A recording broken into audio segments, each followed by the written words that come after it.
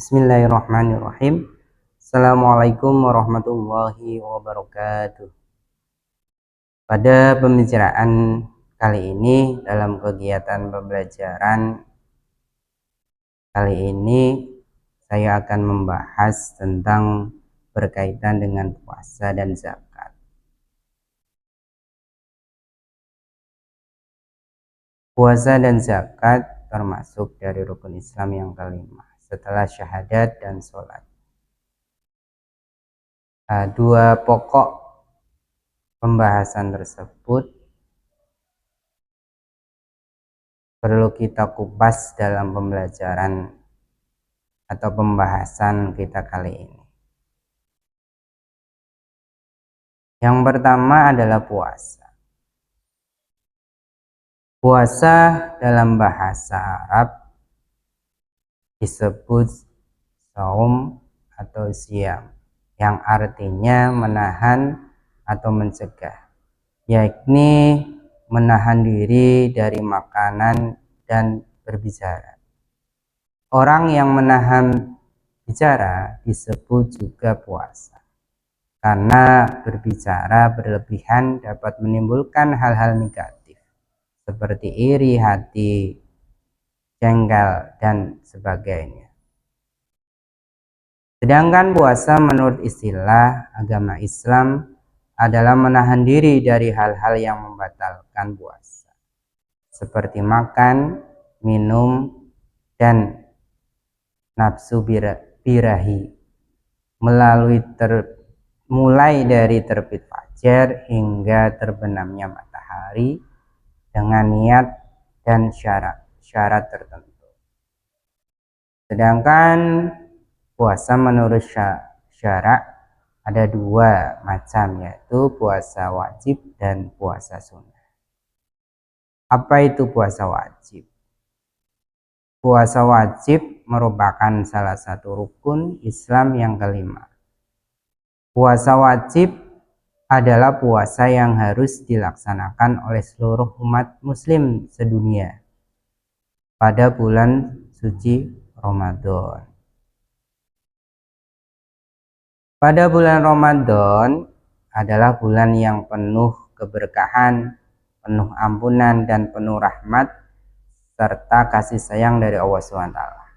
Pada bulan tersebut, seluruh umat Islam yang beriman diharuskan untuk melaksanakan ibadah puasa dengan tujuan agar menjadi orang-orang yang bertakwa, sebagaimana firman Allah dalam Al-Quran yang berbunyi, A'udzubillahi minasyaitonirrajim, Bismillahirrahmanirrahim.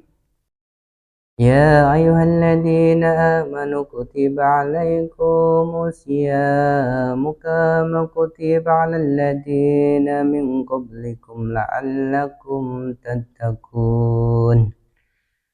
Yang artinya, hai orang-orang yang beriman, diwajibkan atas kamu berpuasa sebagaimana diwajibkan atas orang-orang sebelum kamu, agar kamu bertakwa. Quran Surah Al-Baqarah ayat 183.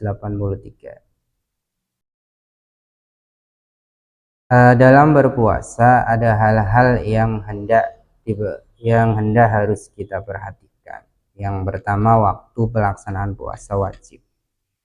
Puasa wajib dilaksanakan apabila sudah masuk bulan Ramadan. Yang kedua, apabila bulan tidak terlihat, maka bulan Sya'ban disempurnakan 30 hari. Yang ketiga, dengan menggunakan ilmu hisab atau perhitungan. Yang selanjutnya, yang boleh tidak berpuasa. Yang pertama, ada beberapa orang yang diperbolehkan tidak melaksanakan puasa wajib pada bulan Ramadan karena adanya uzur dengan syarat berikut. Wajib qada yang pertama bagi yang sakit dan ada harapan sembuh karena bila dipaksakan puasa khawatirnya sakitnya makin parah. Yang kedua, bagi yang sedang berpergian jauh. Yang ketiga, bagi wanita yang sedang haid, habis melahirkan dan nifas. Yang keempat, bagi wanita yang sedang hamil dan menyusui karena khawatir membahayakan dirinya serta bayinya atau anaknya. Yang kedua, wajib fidyah dengan memberikan 1 mud atau hari kepada orang miskin. Yang pertama, bagi yang sakit dan tidak ada harapan sembuh, itu diwajibkan untuk wajib fidyah. Yang kedua, orang tua yang lemah dan tidak mungkin kuat lagi untuk berpuasa, itu yang diwajibkan wajib fidyah. Yang ketiga, wajib qadha dan fidyah. Yang ini bagi yang sedang hamil dan menyusui karena khawatir membahayakan bayinya saja. Yang keempat yaitu wajib qadha dan kifarat. Yang pertama yaitu bagi yang membatalkan puasa dengan cara bersetubuh atau bersenggama.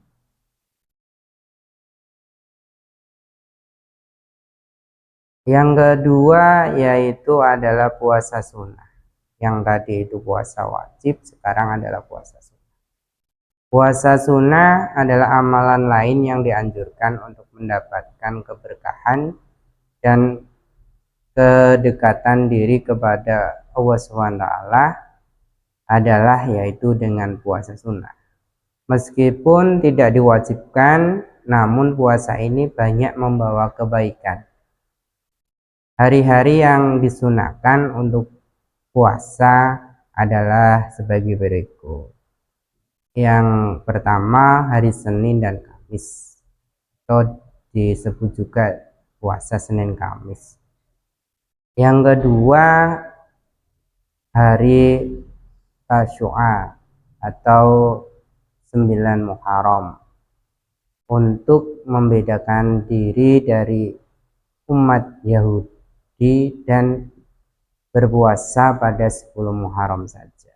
Yang ketiga, hari Asyura atau 10 Muharram, bertujuan untuk menghapus dosa setahun yang lalu. Yang keempat adalah 6 hari setelah Idul Fitri atau Syawal, yang dianggap sama seperti puasa selama 1 tahun. Yang kelima, Yaumul Bid, tanggal 13 sampai 15 pada tiap bulan Hijriah. Tujuan utamanya untuk menyinari seluruh anggota tubuh, khususnya wajah. Yang keenam yaitu hari Tarwiyah atau 8 Zulhijjah. Tujuannya untuk memperingati kisah ketaatan Nabi Ibrahim pada perintah Allah SWT. Yang ketujuh yaitu hari Arafah atau 9 Zulhijjah. Tujuannya untuk menghapus dosa setahun yang lalu dan setahun yang akan datang. Hal-hal dalam puasa yang dilarang, selain ada waktu puasa yang diwajibkan dan yang disunahkan, maka ada juga waktu yang diharamkan berpuasa. Yang pertama yaitu Idul Fitri atau 1 Syawal. Yang kedua Idul Adha atau 10 Zulhijjah. Yang ketiga hari Tasyrik 11, 12, 13 Zulhijjah. Yang keempat yaitu begitu juga puasa sunnah di hari Jumat, karena hari Jumat merupakan hari keberkahan bagi umat Islam, dan puasa di hari Sabtu karena hari Sabtu merupakan tradisi puasa orang Yahudi, dengan catatan kecuali hari sebelumnya telah berpuasa atau mungkin pas kebetulan dengan puasa yang disunahkan. Yang selanjutnya adalah syarat wajib puasa. Yang diwajibkan berpuasa, yang pertama adalah orang Islam sudah balik atau dewasa, berakal. Berakal di sini tidak gila atau tidak dalam keadaan mabuk. Yang keempat, kuat dalam berpuasa. Yang selanjutnya adalah tentang syarat sahnya puasa.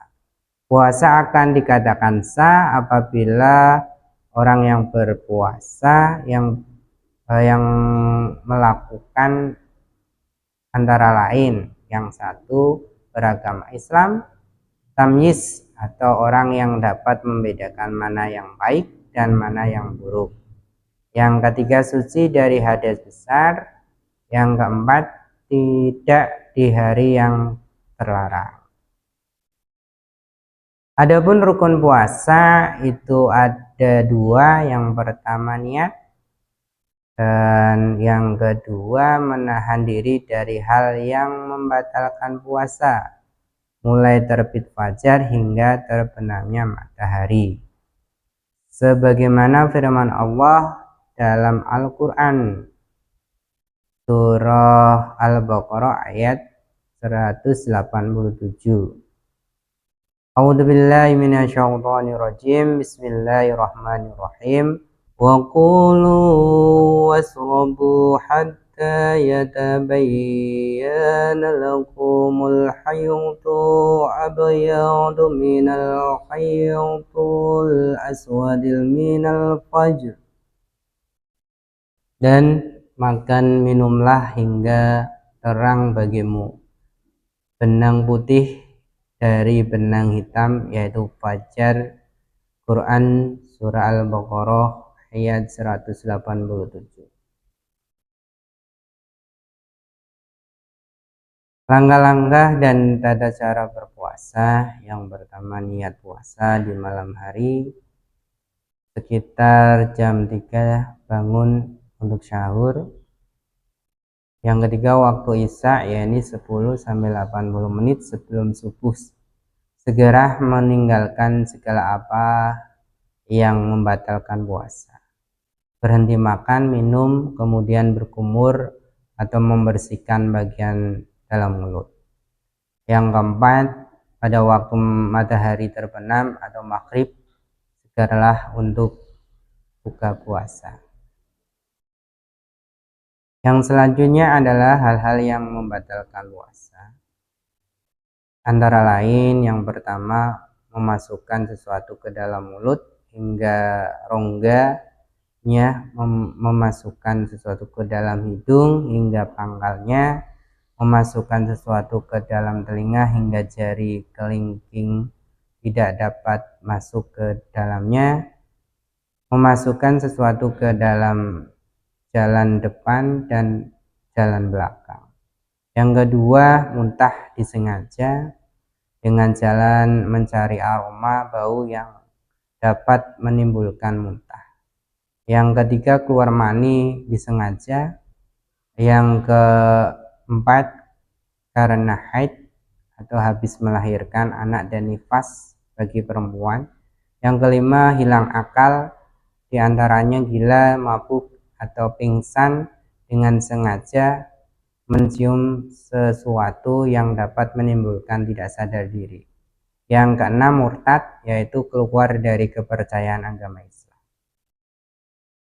Adapun hal-hal yang disunahkan dalam berpuasa, ada hal-hal yang disunahkan antara lain makan sahur meskipun sedikit, mengakhirkan makan sahur, segera berbuka puasa bila waktu maghrib, meninggalkan perkataan yang tidak bermanfaat atau faedah, memperbanyak sedekah, memberikan takjil kepada orang yang berpuasa, memperbanyak iktikaf di masjid, musola atau surau, dan memperbanyak bacaan Al-Quran serta membaca doa ketika hendak berbuka.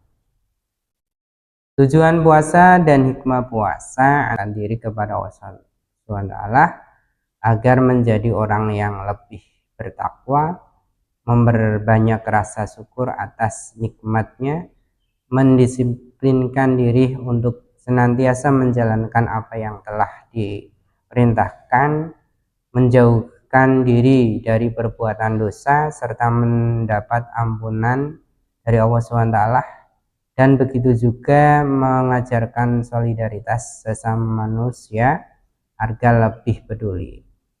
Yang selanjutnya yaitu tentang zakat.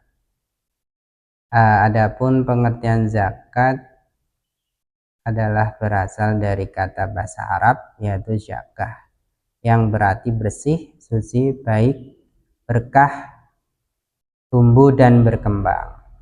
Zakat menurut syariat Islam adalah sebagian harta yang diberikan kepada orang yang berhak menerimanya dengan syarat-syarat tertentu. Dinamakan zakat karena harta yang dikeluarkan itu dapat membersihkan semua harta yang dizakati dan memelihara pertumbuhannya. Hukum mengeluarkan zakat adalah fardu ain, bahkan menjadi salah satu rukun Islam yang 5. Zakat mulai diwajibkan sejak tahun kedua Hijriah. Adapun macam-macam zakat itu antara lain zakat mal. Zakat mal adalah zakat yang dikenakan atas segala jenis harta yang tidak bertentangan dengan syariat Islam. Beberapa harta benda yang wajib dikeluarkan zakatnya adalah yang pertama emas, perak dan uang, yang kedua harta perniagaan, yang ketiga binatang ternak, keempat hasil bumi, makanan pokok dan buah-buahan, yang kelima barang tambang dan barang temuan. Dari tiap-tiap jenis harta yang dizakati ada syarat dan nisabnya. Yang dimaksud dengan nisab adalah batas minimum mulai wajib dikeluarkan zakatnya. Jadi harta yang kurang dari nisabnya tidak wajib zakat, namun disodakohinya. Adapun syarat zakat mal, untuk lebih jelasnya bisa kita bahas satu persatu ya. Di sini ada emas, perak, uang, dan harta perniagaan. Syarat wajibnya apa? Syarat wajib zakatnya yaitu orang Islam merdeka milik sendiri sampai nisabnya, atau yang selanjutnya sampai 1 tahun dimilikinya. Yang kedua barang tambang dan barang temuan atau rikas. Syaratnya apa? Syarat wajib zakatnya orang Islam merdeka milik sendiri sampai nisabnya sampai 1 tahun.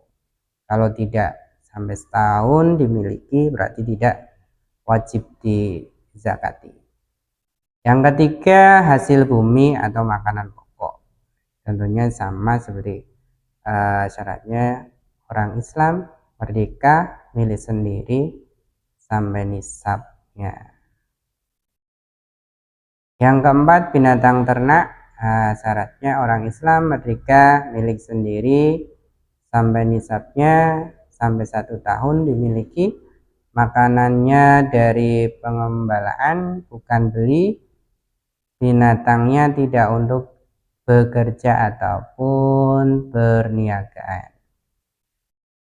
Adapun nisab zakat mal yang wajib dikeluarkan antara lain yang pertama ada emas, itu nisabnya 96 gram, zakatnya berarti 2,50%. Perak nisabnya 672 gram dan zakatnya sama seperti emas yaitu 2,50%. Uang tunai senilai emas sama zakatnya 2,50%, harta perniagaan senilai emas yaitu 2,50%, barang tambang emas perak itu sama, yaitu nisabnya sama ya, tadi ada emas dan perak, yaitu emasnya 96 gram, peraknya 672 gram, berarti zakatnya 2,50%. Kalau barang temuan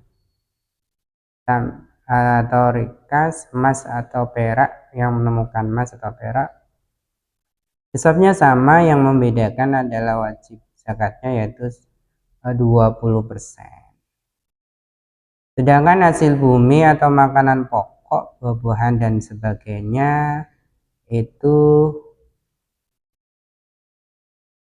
700 kg, sedangkan yang berkulit itu 1400 kg.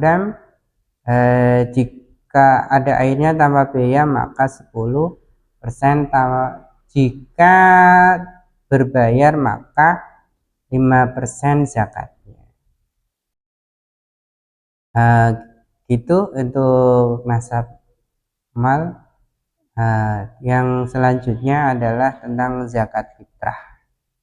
Zakat fitrah adalah zakat badan yang wajib dikeluarkan pada akhir bulan Ramadan menjelang Idul Fitri atau 1 Syawal. Zakat ini hukumnya wajib bagi setiap muslim yang mampu, baik laki-laki maupun perempuan, kecil maupun besar. Ukuran zakat fitrah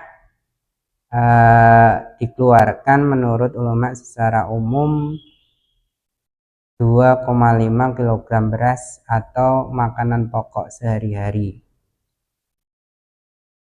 Syarat-syarat wajib zakat fitrah yaitu yang pertama Islam, yang kedua ada kelebihan makanan untuk keluarga, yang ketiga orang yang masih hidup di akhir bulan puasa atau bulan Ramadan.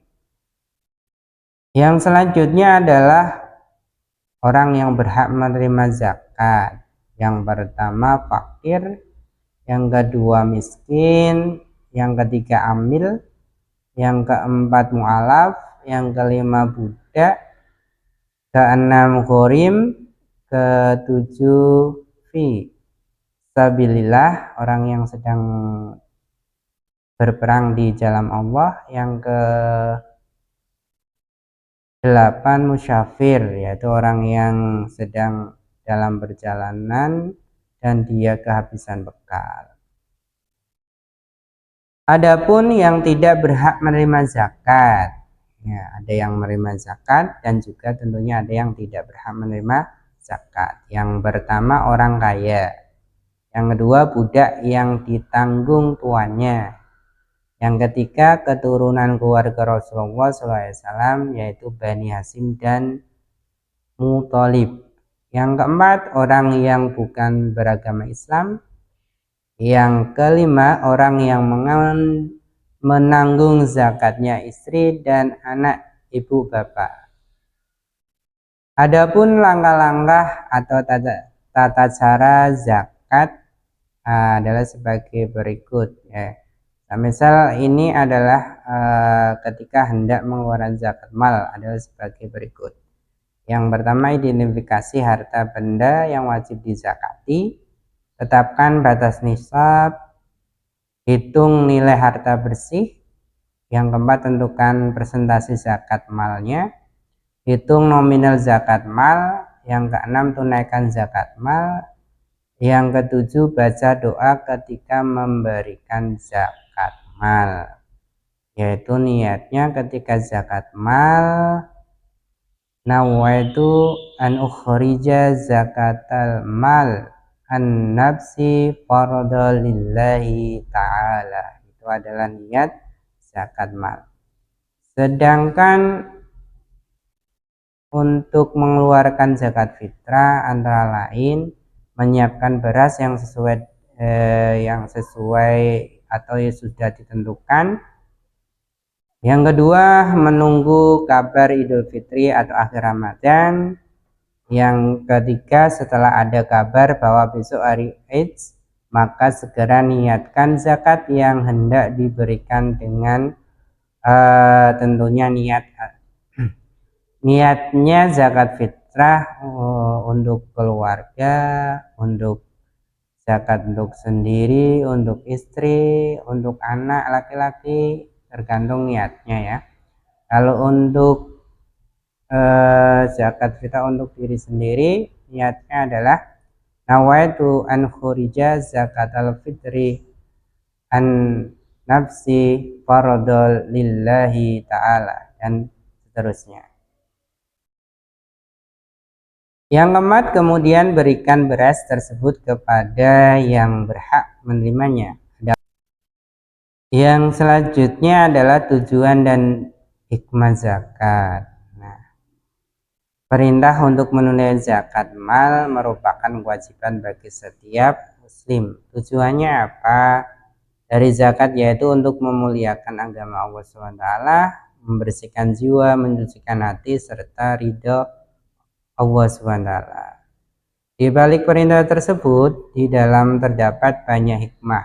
Tentunya hikmah tersebut memiliki kaitannya antara kehidupan di dunia dan di akhirat. Hikmah dari zakat diantaranya adalah mendidik jiwa suka memberi dan menolong, menguatkan rasa persaudaraan, menghindari dari sifat pelit dan iri dengki, menghindari perbuatan jelek akibat kemiskinan, membersihkan jiwa dari sifat kikir atau pelit, menolong kehidupan fakir miskin, menjalin hubungan ukhuwah Islamiyah, menjaga timbulnya rasa iri antara si kaya dan si miskin, menjaga timbulnya pencurian atau perampokan.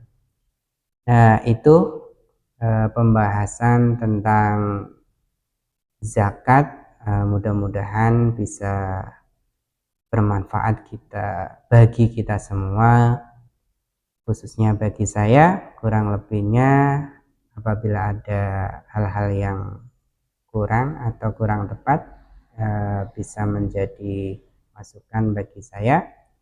Saya akhirul kalam. Wassalamualaikum warahmatullahi wabarakatuh.